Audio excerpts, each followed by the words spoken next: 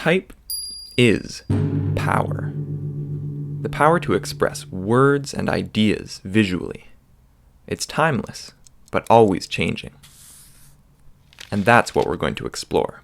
Most people agree that the creator of typography was a German man named Johannes Gutenberg, and yes, he wore a hat like that. Before Gutenberg came along and revolutionized the world of communication, books needed to be scribed by hand, usually by monks, which was very time-consuming and expensive. So Gutenberg created blackletter, the first ever typeface, modeled after the writing of the scribes. Blackletter has thick vertical lines and thin horizontal connectors, which made it great for scribing, but it looked very dense and squished together when printed. Something needed to change. Enter Roman type. This particular typeface is Cambria, which you're probably used to seeing on your word processor, but the first ever Roman typeface was created in the 15th century by the Frenchman Nicolas Jenson. This is his typeface right here. Jenson worked mainly in Venice, Italy, and was inspired by the lettering found on ancient Roman buildings. His letter forms were based on straight lines and regular curves.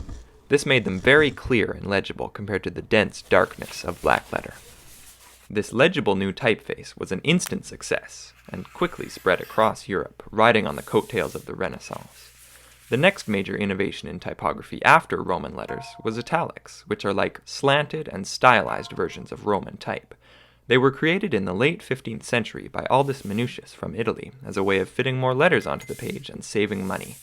Now we use italics interspersed in Roman type for emphasis. Aldus Manutius also created the modern comma and semicolon, but that's another story.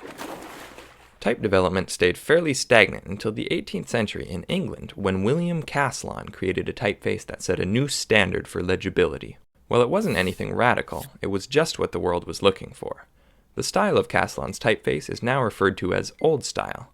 A few decades later, another Brit named John Baskerville created a new variety of typeface, which we call transitional. Later still, a Frenchman named Didot and an Italian named Bodoni created typefaces that we have classified as modern. Most serif typefaces fit into one of these three categories, but what does each category mean?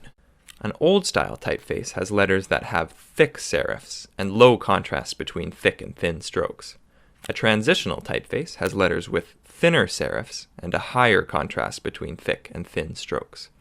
And a modern typeface has letters with very thin serifs and extreme contrast between thick and thin strokes.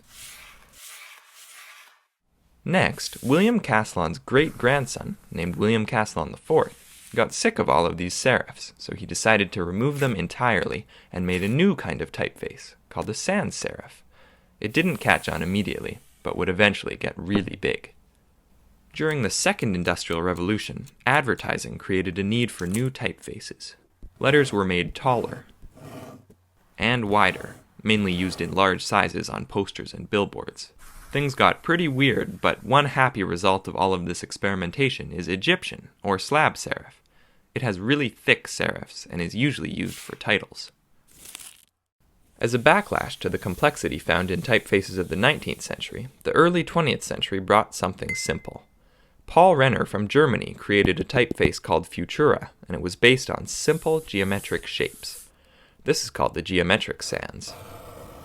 Around the same time, a British man named Eric Gill created a typeface called Gill Sans that was similar to a geometric sans, but with gentler, more natural curves, and this is called a humanist sans.